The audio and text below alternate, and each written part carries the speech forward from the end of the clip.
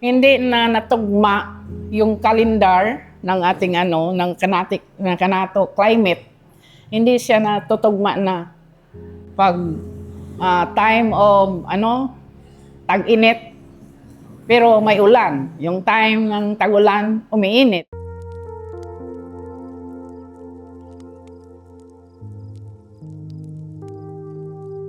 Nature-based solutions are really solutions that try to harness the power of nature to address major societal challenges such as climate change, including biodiversity loss and disaster risk management. So basically, these are strategies that focuses on tapping on the power of nature to address climate change and improve our enhanced resilience of communities. So for Hinatuan, we're looking at, I think one of the good things here is that it's surrounded by a lot of natural resources that can still be used in a sustainable manner for the benefit of the community.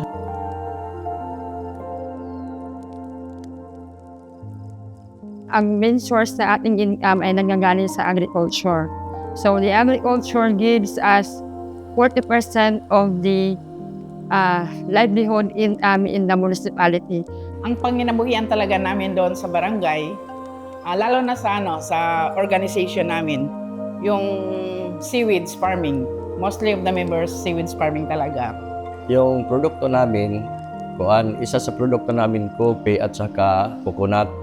So, kailangan balance talaga ang ecosystem. So, ang gusto ko rin po na mangyari doon sa coastal ay matingnan ulit or makita ulit yung sistema ng ecosystem rin sa coastal, lalo na doon sa pangisdaan kasi doon kami rin naghahanap buhay.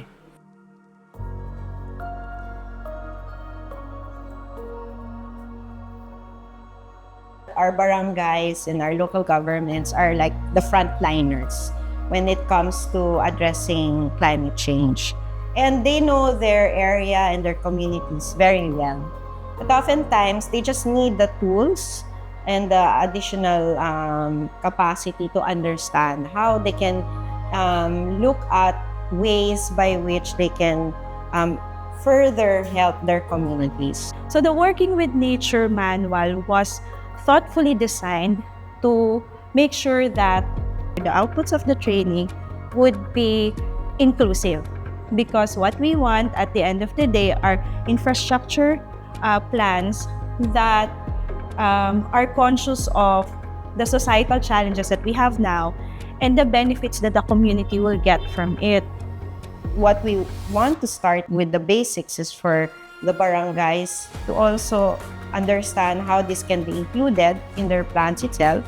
And then hopefully at the end of the day, the implementation will come naturally. Partner with them to co-design with them strategies that they want and that is appropriate for Hinatuan. Aside from the additional knowledge and the tools that they can harness, hopefully they'll be able to mainstream it and integrate it into their plans.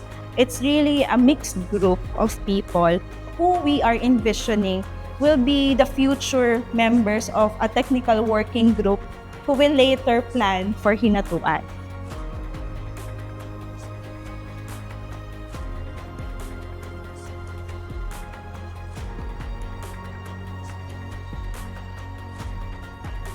We have to restore sa mangroves. Kailangan namin yung pagbabantay talaga sa dagat. Dapat